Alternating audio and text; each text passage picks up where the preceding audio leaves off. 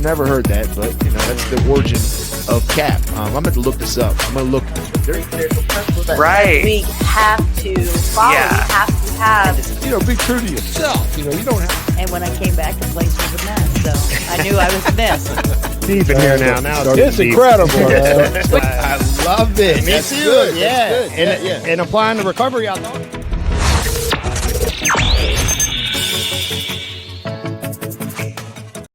There we go. All right.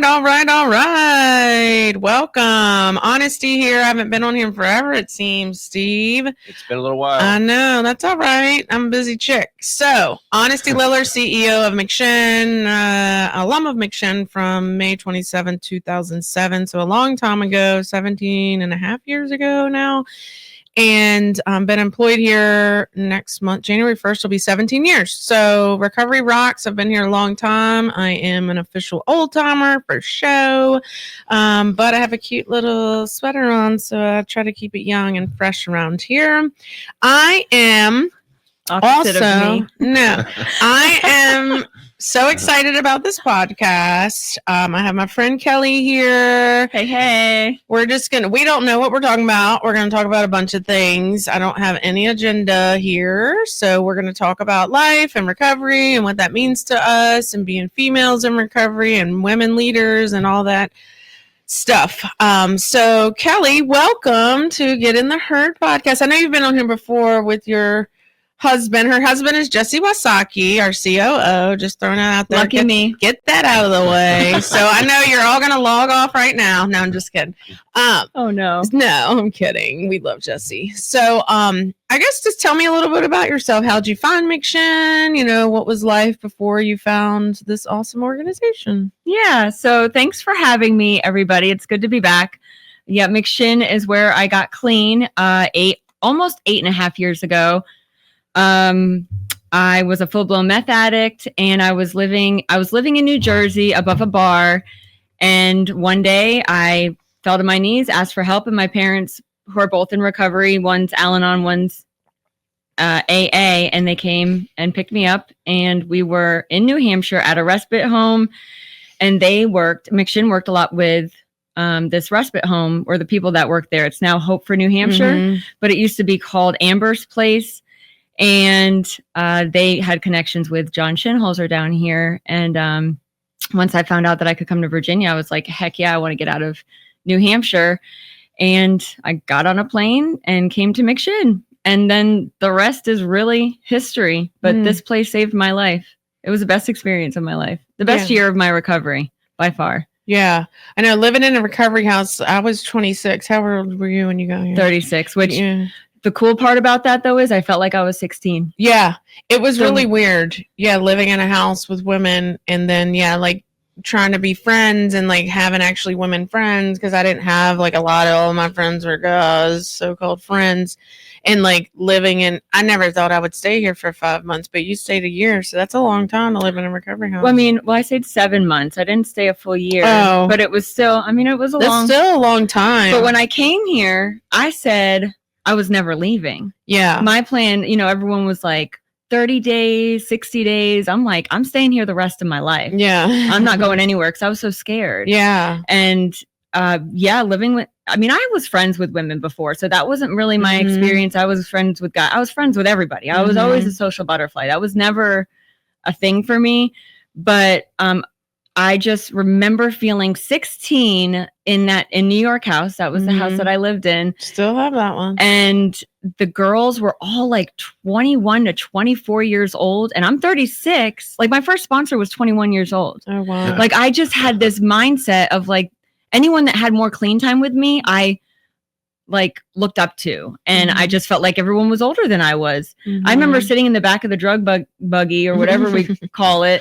The McShin van. The McShin. And our transportation department. They'd be like, I just felt like I was like trying to respect my elders. I that was like my thought process. Even though I was the older one, I did not feel like I was because I felt like they say you go back to the age you started using. And that's really what happened to me. And it's an experience you can't even put into words, but it was so real. It was so real. It was so cool.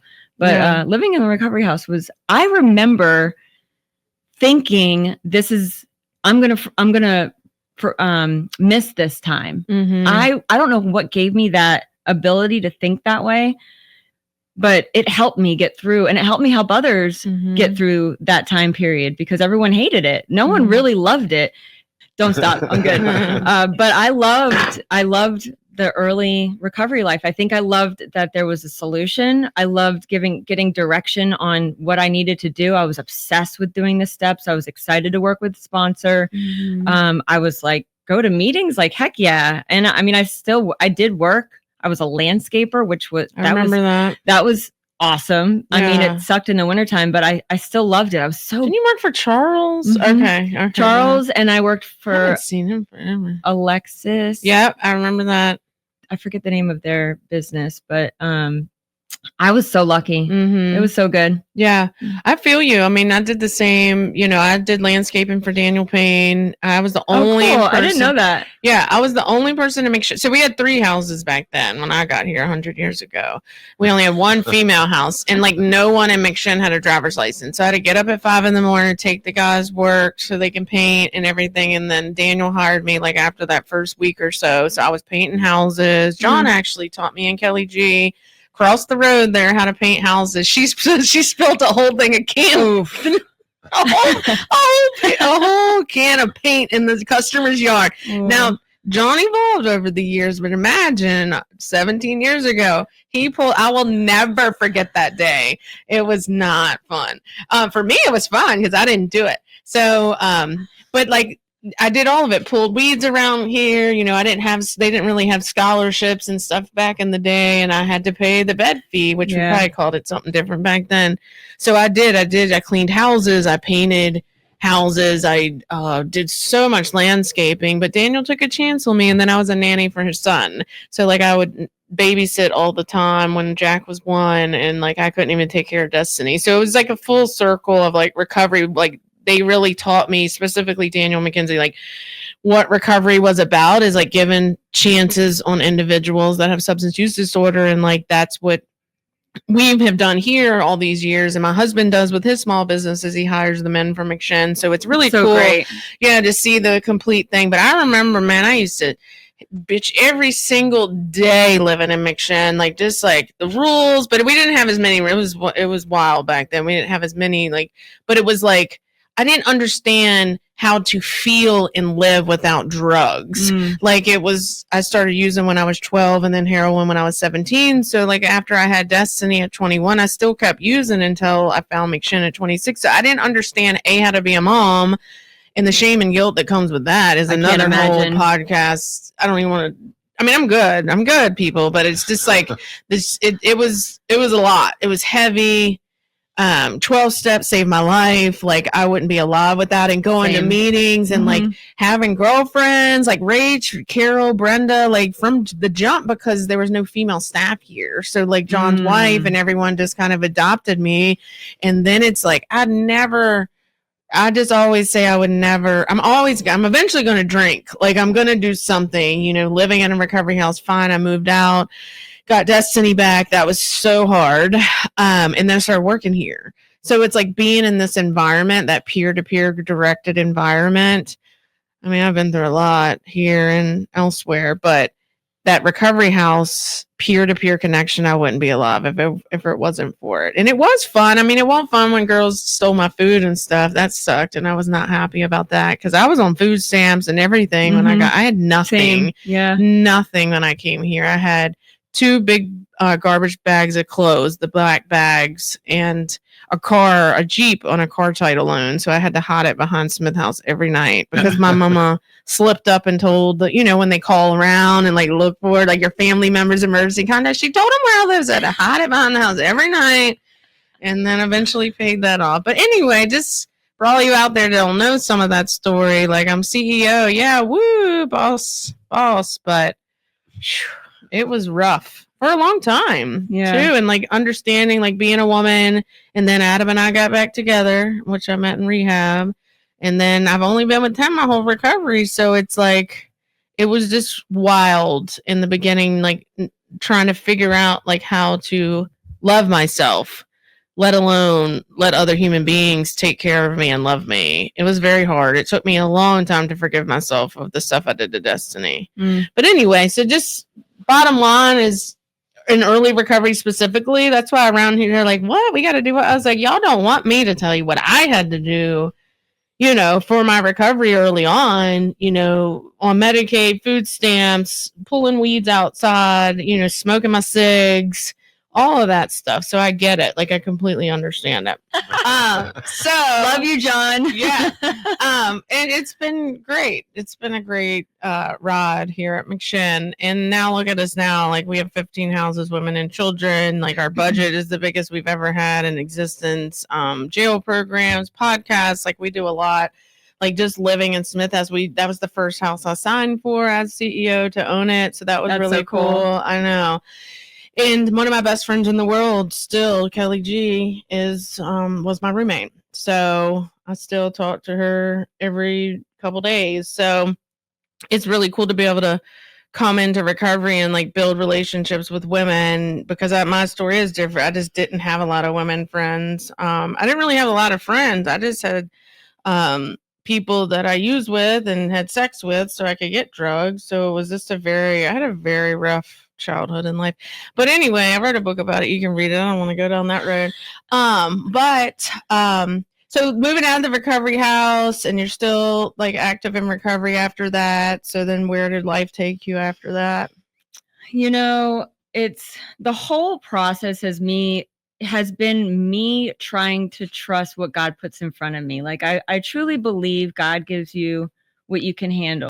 Mm-hmm. And this is very important for me in my journey because it still carries me to this day. I mean, every morning, because it's hard. What recovery gives you and the gifts you get back, it's a lot. And life is hard. There's a lot. I moved out of the recovery house. I was very blessed to live with a woman, and she was 10 years sober. And that was the first time I learned how to live, like, not under, rules and restrictions and all that stuff, sober and clean. I had never done that before. So that was a good experience. And then, as everybody knows, my husband, I met him in a meeting, and, getting in a relationship with someone that was when I realized I had some serious character defects. Me and you were really close back when y'all first started. I remember like conversations with you about him. I was like, yeah, he's hot. I mean, yeah. I remember we were really close back then. Not saying we're not, but we have families and stuff, but I remember when I first started. Specifically. Yeah. And it was very hard for me because truth be told, I thought I was perfect when I got sober. I thought once you take away the alcohol and the drugs, you're going to be like this saint and let go, let God. Everything's so easy. I mean, I remember sitting talking with oh my gosh, what the landscape guy that we were just talking about. Adam Liller? No. Oh. Y'all, no. Charles. See, these are my moments. I can't remember. I'll be completely honest about this. He was fighting with his wife. He was very upset. And I'm like, just let go. Just let go. And now that I'm in this type of situation, I'm like, girl, that is not easy to do. That is not easy to do. Like, let go. Like, screw you. But I just learned a lot when I met him, a lot of character defects. We got pregnant pretty quick. He has a lot of children. I moved in, we got a house. I mean, I wasn't even 2 years clean when I lived in a home and moved in with his 2 kids, and I was pregnant. So, I try to look back at the way that I was. I just had to give myself a lot of grace during that time because that was a lot. That was a lot, I think, for anybody. And then in recovery or not. Correct. Yeah. And so those first few years were really tough, but and I'm a runner. I've always wanted to run, and I definitely wanted to quit a lot. Those first probably 3-4 years. And I've learned, I've done a lot of research on step parenting and a lot of research on blended families, because that's all hard. And then co-parenting. I mean, then throw that into the whole. And when I hear co-parenting, I know it's a lot of parents that are divorced and separated, but you're co-parenting when you're in the house. And and I think it's every parent. I mean, to be willing to understand how they parent and accept it. it's the whole thing. So, you know, a lot of those I learned through some of my research that the first 4 years in a blended family are the hardest. Mm-hmm. It takes everyone at least 4 years to acclimate Mm-hmm. to that, you know, the lifestyle of everybody in that like their new role, essentially.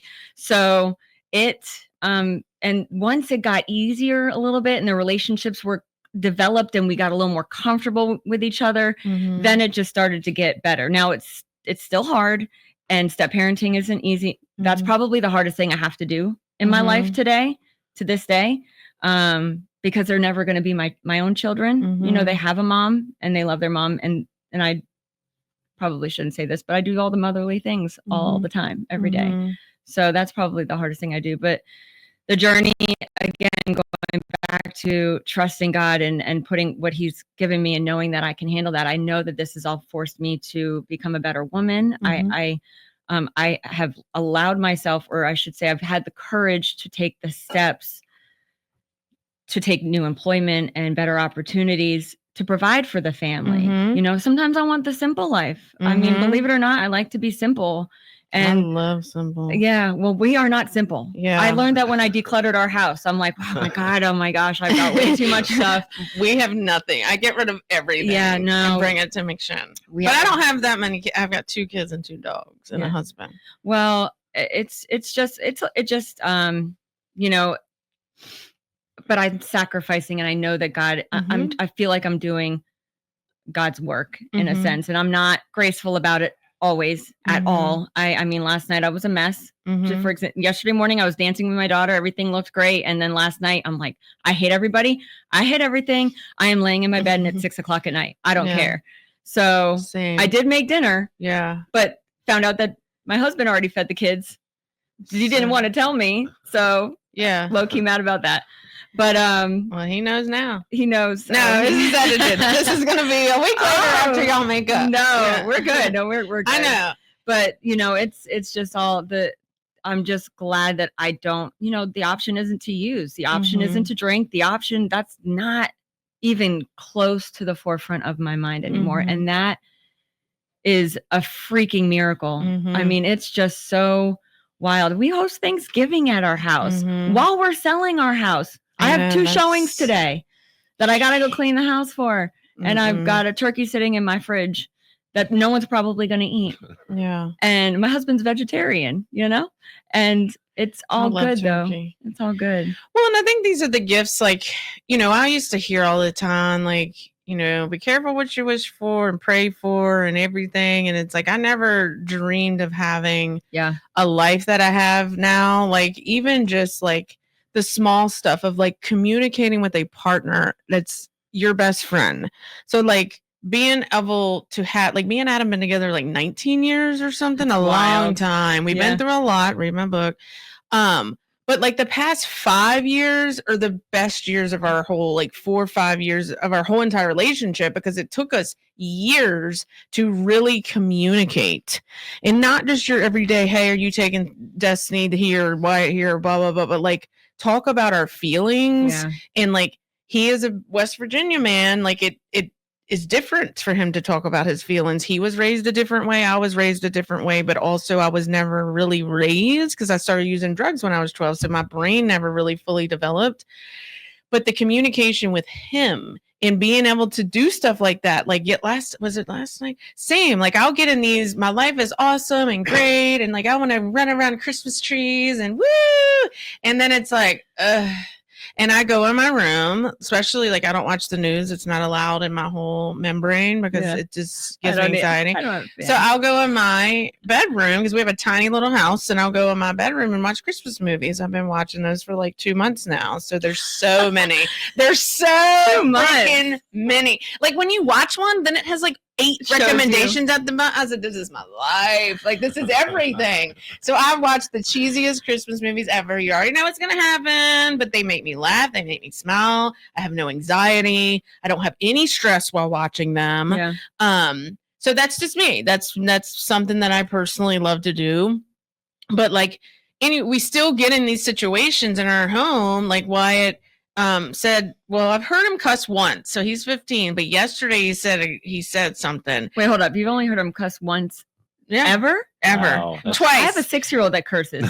Twice actually. When he was We're on little, fire. when he was little, I was tying my shoe and I said, son of a bitch. And then he said it after me. He was like 2. But no, I've only heard him, honestly. Like, I know he's probably cusses. He's on the baseball team. Like, I get it. But he said something yesterday and I was in my room and he needed something, but he didn't tell me he needed it. Then he hit his elbow and he sounded just like Adam. Like, he literally was a version of Adam. And I was like, wait a second, I say what he just said. So it's like both of us. So I was like, failed as a parent. Yeah. I failed. I'd get down on my knees and talk to God. Failed. I'm like half naked because he's knocking on my door and I'm getting ready to come to the office. That's And he needs $100 for baseball. And I was like, well, you didn't ask me for $100 until your bus is coming. Like, anyway, so it's like little things, but that set you off. And yeah, you're well, like, it's just like, what is happening? Yeah. Or like, I failed, and I told Adam last night because he got home from fishing, and he was like, I said, we failed as a parent because we both say what he said. And he's like, he just laughs at me. And I was like, no, seriously, like, I almost died. But it's like the little things like that. Yeah. Like, I just didn't have that growing up of like, not that my parents didn't care about me, but I didn't feel that growing up. So yeah. it's like really the sense of caring and being present. I know that's like the taboo, everybody's being present, but that's like legit the most important thing to me in the whole wide universe is like legit, like just spending time, especially with Destiny, because she lives with us, but I barely see her, you know, so it's really important for me. We would like to pause and take a quick second to shout out our sponsors. We wouldn't be here without our sponsors, so we're very grateful for those that have sponsored the podcast. The McShin Foundation's Getting the Road podcast would not be here without our sponsors, our beautiful sponsors. So first, we'd like to say thank you to Avenues Treatment Center. If you are looking for treatment, they have mental health and substance use, primarily substance use disorders, but they will help with mental health as well. They do have detox. Give them a call, 804-638-7329, and you can ask for Kelley Eason. Reach out to Avenues Treatment Center. And up next is New Growth Behavior Health. New Growth Behavior Health is located here in Richmond, Virginia. They are a local treatment center. Please give them a call, 804-250-6028. We would not be here without our sponsors. They help with substance use disorders. Please give them a call at 804-250-6028. That's New Growth Behavior Health. Thank you, New Growth Behavior Health. And if you're looking for any services, give them a call. They do take insurance. And we also would like to give a special thanks to our sponsor, Align Community and Treatment Services. They are another local treatment services for substance use disorder here in Richmond, Virginia. Please give them a call if you're looking for some services. There's a wide variety of options here in the Richmond area. So you're very, very fortunate if you are suffering from substance use disorder. So give Align Community and Treatment Services a call. They also take insurance, 804-214-6460. So if you're looking for any help, any services to help with addiction, to help with mental health, give our sponsors a call. All of them work hand in hand with helping individuals with substance use disorder and individuals with mental health disorders. Once again, that's Avenues Treatment Center, 804-638-7329. New Growth Behavior Health, 804-250-6028. And Align Community and Treatment Services, 804-214-6460. We're going to thank you to our sponsors out there. And now back to our program. But the bottom line is like everyone, you know, you have these Facebook perfect lives, couples, and everyone has their stuff. I mean, it's just reality. But like you said earlier, like giving yourself grace, like I give myself grace. I do a lot of work on myself, like a lot. And I've been through a lot in recovery. And I think it's that constant of wanting to do that instead of just every poor me or like everybody's against me or I'm never going to get through this situation. It's like having all these practices that I do now that I've done some here and there, but now I have a ton that I do pretty much daily, if not every other day for sure, because I constantly need to work on myself and just be a better, it's not even just wife or mom or CEO or whatever. It's just like human being, because I know when I'm wrong, I don't like to admit it at first jump, That's especially for when sure. Adam or your husband Yep. comes to me.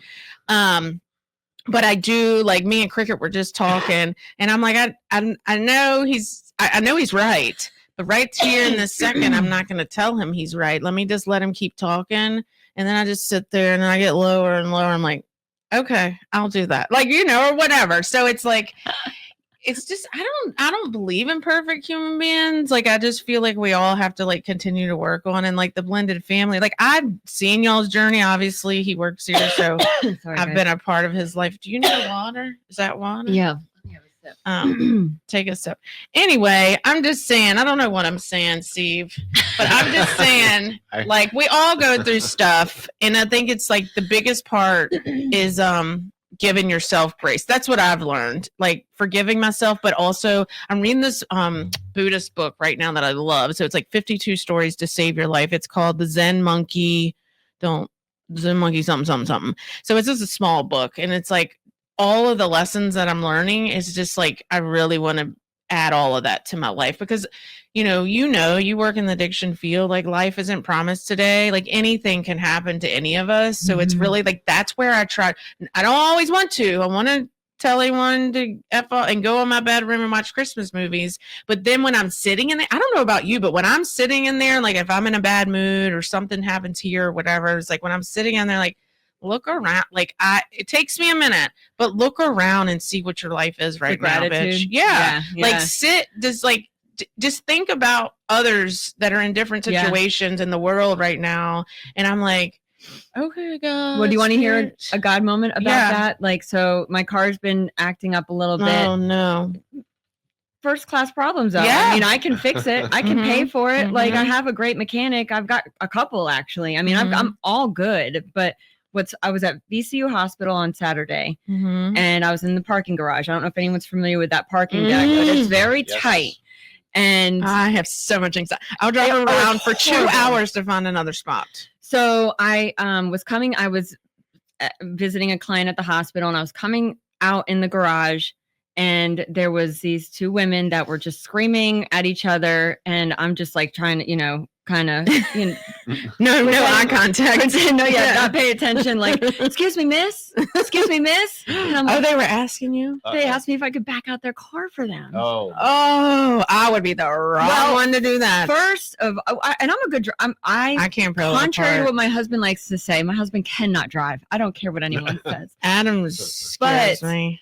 I'm a good driver. I'm a good person to ask. But here's the thing. I get in this car. First of all, I was a little scared. I'm like, are they going to murder me? Are they going to do something? What's in the car now? Your fingerprints are in it. That's what I think of. Like, no, too many things. But I get in this car. It reeks of weed. There are liquor bottles down in the seat. But I mean, this car, the engine lights on, all the lights are on. I could barely start it. I literally felt like I was in my old car. And it was like, I mean, I could tear up thinking about this. It was a huge just reminder of, I mean, I've got a 2021 Nissan Murano, nothing super fancy. It's not a cheap car, but it's a good car. I don't know what that is. But it doesn't, I don't smoke cigarette. It just, I got my Christmas tree thing in there now. Oh, that's fun. I don't do all that, but the smelly thing. Oh yeah. Not a real Christmas tree. I was like, gosh, I wonder if they make those for your little thingy.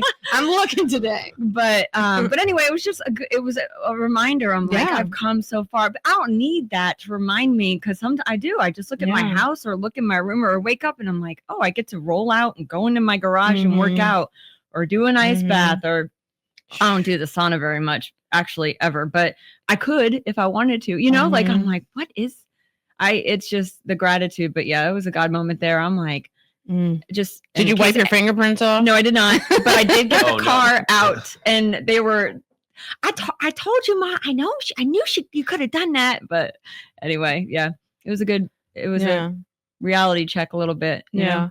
Well, I think we all have to do it. Like, I mean, you should be doing it as a human being is like really giving back to the world, which we do. Even if it's something little, like we're accepting toys, new unopened toys, unwrapped toys. We're Until accepting. when? I'm going to just push it to the event. So the Santa event is September. It's September's recovery month and it's glued in my brain. Yeah, it is. Till December 15th is our Santa. We know who Santa is. Santa is at 2:00 here, 2 to 4. September. That's a Sunday, right?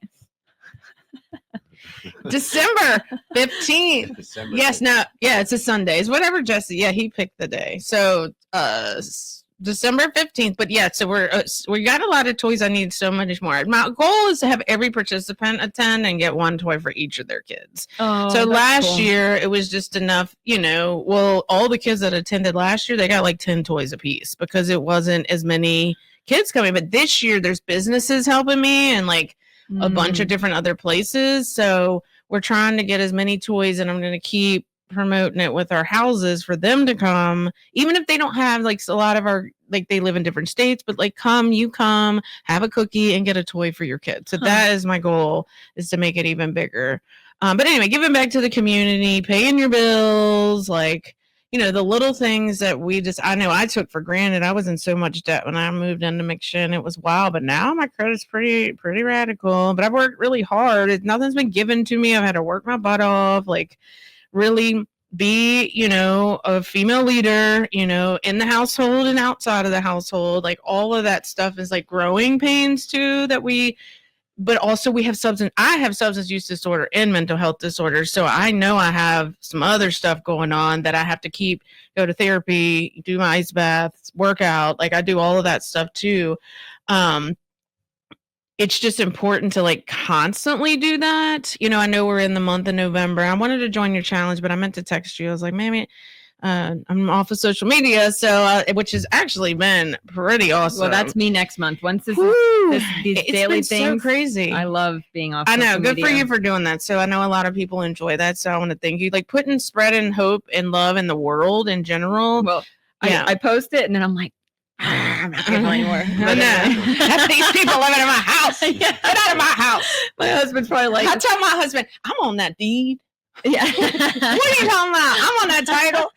No, that's the fun part about being in a relationship with like your best friend. Like it's hard. Being a human being is hard. Being a parent is hard. I don't have any experience with blended besides Adam, kind of, the other end of it. Right. But also like just being is hard sometimes. So we have to make the best that we can. And I know I don't do it perfectly or gracefully. I'll come in here and just I've got so much going on health wise though. So it's like, now I'm in a different phase of my womanhood. So it's like, whoa, it's so wild. That's another podcast for another day, Steve. Another podcast. We'll educate the community because I am an expert at it now. I've watched so many podcasts, movies, and documentaries they have out about it too, and books. But anyway, but I think it's like living in that sense of gratitude on a day-to-day basis. And I used to like be really good at it, but it's like the more you get, like, more money, more problems, or more stuff like So gifts true. and recovery. Yeah. And it's like, so we've like really cut back on a lot of things, our spending and just stuff, because it's like, I just don't care. Like I used to care. Like I used to vacuum. We were talking about cleaning earlier and I used to vacuum like every other day and like just really care. And I don't invite, people don't even come to my house. So like no one comes to my house ever, but it was like my stuff from childhood too. And like just wanting my house to be clean and like perfect and like everything to be perfect.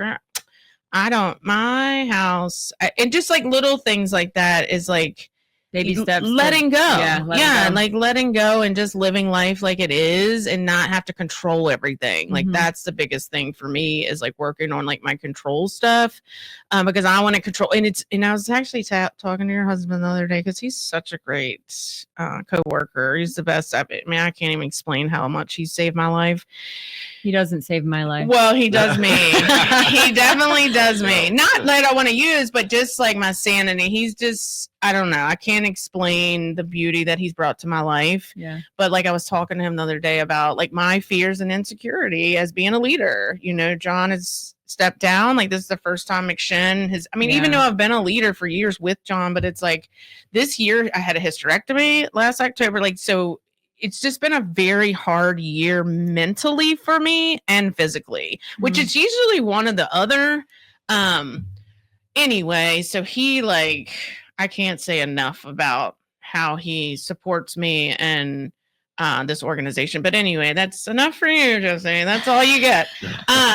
But you know, anyway, so just living in that gratitude. So you're coming off of social for December? Yeah. So when I do these gratitude challenges, it gets a little bit, I become obsessive. The scrolling, I struggle. Your responsibility now, you're putting it out there that you're responsible for all these people to have gratitude. Well, no, I would definitely not. No, it's just doing something like that every single day, it's commitment and it's a lot, but it forces you. It's the first thing I do when I wake up is going on social media. And that's like the one thing I don't like to do. So, but if I don't do it right away, I'm not getting it done. Forget, yeah. So that's what and I'll post and then I'll start scrolling and then I'll lose 20 minutes and it affects my morning. So even though I like the gratitude piece of it, that's cool, but it's created a bigger beast, which it always does whenever I do something like this. So December will be my month of a reprieve from social media for sure, which I love doing those. I mean, I usually keep TikTok on because I took it all. That's my research. Yeah, I know. Well, and it's also hard because we're running businesses and being business ladies and stuff, and it's very difficult. Yeah, that's the other part. But market. Yeah. Well, we use constant contact. Shout out to Amped Up Marketing. Emily taught me how to use constant contact. So, because I've been doing McShin social media this whole month since Monique left. I've been doing it since she left. So forever, for 6 months now, or whatever. So you can schedule everything. That's what we use for our newsletter. So all of McShin stuff I'm still doing, but I don't have to get on social media. So it's been really cool. But I did notice another thing. I am completely addicted to it. So then the first week or so, what? Social media. Oh, right. So like not completely, but like the first week or so, I kept grabbing my phone and clicking the social thing and it's gone. So I took off TikTok, all of it. I have LinkedIn because we were hiring that position, which she's starting. So I hired someone, but I had to keep LinkedIn on my phone because of all the job applicants. But you're legit, for me at least, grabbing my phone. True addiction. And it's like, so now I'm like just looking through photos. I'm like, fine, I'll condense my photos now because, you know, if you're waiting in line or something like that, it's like that's when you scroll to, or I don't know. So I was talking to Adam because he's just on TikTok, but he don't post nothing. He like finds all these inventions and stuff on TikTok. Like he likes to there's so much stuff. on there. I know. I love it. So I know, and all my algorithms were recovery or people falling because I used to love watching people fall and like all the pranks. That was it. The pranks and are Christmas good. stuff, and then Christmas started getting. I was like, I like the couple stuff. That's what I like. But it's been refreshing to like not have to focus on what am I going to post. How am I going to post it? I mean, I am doing that for McShin, so I'm trying to make it good, you know, for all of our stuff. But yeah, it's been like now I'm like, well, I don't even care about December, getting on it December. So maybe I'll be one of those that just never gets on it again. I doubt that. Yeah. You'll be back on. I don't know. I mean, I've liked it. It is when you stop. Because I take breaks a couple times a year. And sometimes I just do it for a week or I'll do it for 2 weeks. I don't try to overdo myself because it's so hard. Yeah. But I will be driving and I'll go to look at my phone at social media and I'm like, okay, that's when I know. Yeah. You should not admit that, number one. And number two, I am not alone. I know I'm not alone. I am one of the major players for getting petitions so we can make citizens arrest for people that text and drive. I agree. Because I do not do it. And I'm not trying to be a saint or nothing. You will never see me texting, looking, or not. I just, driving scares me a little. Well, I'm not anyway. saying like, well, I'm actually driving, just so you know. Oh, like at a pull stoplight. over. No, I don't pull over for stoplight? it. Yeah. I do my Bluetooth, so I do have to like push. So I do have to push the button or something if someone calls me. Yeah. But I don't do anything on my phone. Yeah. And then when Adam tries to do it driving, I'm like, I go off. Oh, I gone bad because Jesse. Yeah. I yell at him all the time. He's horrible. Yeah. I just feel nothing is that important to me that I have to look at it right now while I'm going 20 minutes up the like or whatever. Like if it's emergency, Destiny, they would call me like 5 times in a row, and sometimes she's called me like twice in a row. The Amazon pass gonna get kicked out. So it ain't really an emergency. That's how I believe. And like when me and him are on a trip or something, I know he's gonna have his phone. He's not as willing to give up his phone as I am, only because it's his business. So like customers call him. I put my phone in like away in another room and stuff, because I'm like, if it's the kids or my family, if I don't answer, they'll call him type situation. I don't know. I'm getting old. So it's like, it's just like, it's a reprieve for me. Take a class. Yeah. I'm in school right now. Well, I'm saying there's a driving class that you can take, and you learn more about how many people die. Mm-hmm. I'm not taking that. I won't sleep at night. I told you I'm watching news. I'm just saying, like, it's a huge epidemic. It's a real. They get decapitated and all of that. Oh wow! Okay. I've seen some of the videos on that. Not like live, but like like the mothers and instructor. They'll show you the videos. Well, they have those specifically for texting. Like they teach the kids in driver's ed and stuff now, because it's horrible with those kids. They're all over the place. Like. Yeah. So we're trying to, with Wyatt, we're going to put, with Verizon, you can, while he's moving, he can't use the phone. It's a button or something you push through Adam's account. We need that for Cam. For sure. Yeah, because it's just like, I don't know. It's such a culture that we've created in the next generation of like having, like they have to, my kids take their phones in the bathroom while they're using them in the shower. Like it's just, they're obsessed. Wyatt listens to music. Destiny's, her friends, FaceTime, she's just in the shower and it's on the counter and they're talking. It's like 5 of them, like the freaking Brady Bunch squares. Do you do that? You're her age. I'm like, she can't go. And like, they just FaceTime and they're talking about last night or whatever. I'm like, oh my gosh. I'm just so glad phones weren't like what they are when I was using and stuff, because I'd be hit. They'd be bringing up some old stuff. Anyway, what are you doing now? So what is your life and career now? We got the family life. What are you doing for your career? Yeah. So I work at Avenues Recovery Center. Mm-hmm. We are new to Virginia, but we're not new to addiction treatment. So we're a detox inpatient treatment facility. Mm-hmm. We've been around since 2016. We've been serving the Virginia Medicaid population since 2022, I want to say, in Northern Virginia, Maryland. But our newest facility is in Norfolk, and we do provide free transportation, detox, residential, all insurances except for Medicare. So, but it's an awesome career. I get to work with patients every day that are needing that higher level of care. I do a lot of work in the hospitals. Mm-hmm. I do a lot of work with like PHPs and IOPs if they've got someone that's just not doing well in their program.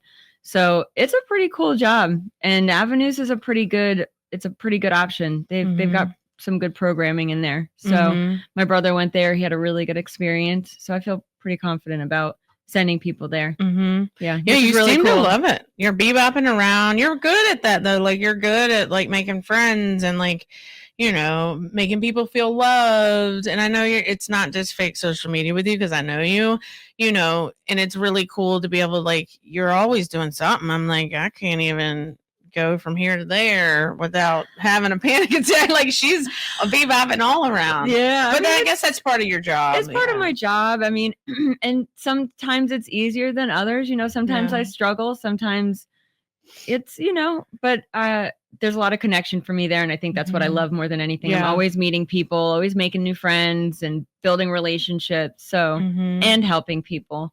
So it's a really cool job. And I think did you see me doing life insurance for a little bit? Yeah. What do you mean see? Like on social? On social media, yeah, I would before talk about, I got off. Yeah. Yeah. So, and that's something I would love to get into. What I would love to do is be a financial advisor one day. Oh, that's cool. Kind of like turn my mess to my message kind of a thing, because I've never been good with money and I'm getting better and I'm learning more, but I could do more life insurance and maybe annuities or like help people with their money, which is crazy to me right now, but long-term goals, right?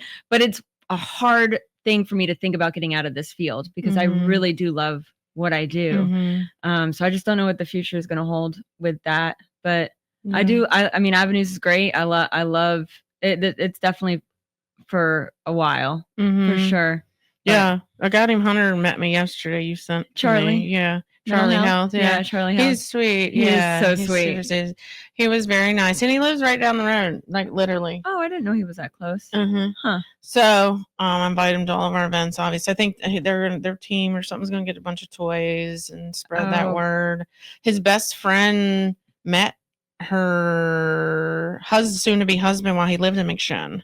So maybe one of those Facebook apps. I don't know how. Huh. I didn't get all in that. I was like, oh, this is a business meeting. I ain't talking about all that. But I mean, you definitely live out your passion. I mean, that's like important. I was just talking to Cricket about like how long I've been here and like days I've wanted to leave, lots of days I've wanted to just run or quit. It's been hard. It's not even just like helping individuals with substance use disorder. It's like building a nonprofit that has been around for 20 years now. So it's like building a business like what you're doing, you know, with insurance, and now you want to be a financial. So it's like that is hard in itself to like budgeting, like all of that, like everything that goes into a company. Investing? I've Yeah. had mentors and Yeah. like board members and like like teach me self-taught these Yeah. workshops online. Now I'm in a college course, just nonprofit management. So it's like 20 some different levels of nonprofit management. So I'm just going to Brian and Stratton online on my time because I want to learn more, you know, especially the future of this organization. So it's like, but it's hard, like going to school. I'm going to school. Like I haven't been to school since I was 17 years old. I graduated high school when I was 16. So but it's a whole different 100 experience years ago. as an adult with the desire to learn. 1000%. Yeah. 1000. It's really cool Yeah. to be able to like feel Learn accomplished too, something. but also learn. I'm like, yeah. oh wait, we're not doing that. So then I'm going to like board members, like, you know, we should probably be doing this. Nothing like major because I think we're pretty good, but just stuff. And plus it's 2024. So I mean the world has evolved almost 2025. So like even life and everything's going to change. Like every year, every presidency, stuff is going to change and legislation for all businesses. It's not just the government workers, you know, and then agencies, it's all businesses. So it's like constantly doing that. We have someone doing leaves out there. Oh, I thought it was an airplane. Nah, I'm like, am I tripping? It's Wait a minute. It's Charles and Adam doing leaves. That would be funny. No, I don't know who in the church gets. Adam don't do them here anymore. Well, any last words? Anything for? So a lot of this. So our podcast actually goes into 767 That's about right. jails across the United States. So a lot of people that are incarcerated watch this and give them hope, and they come here. Some do, not all. So any last departing words for our people that are watching?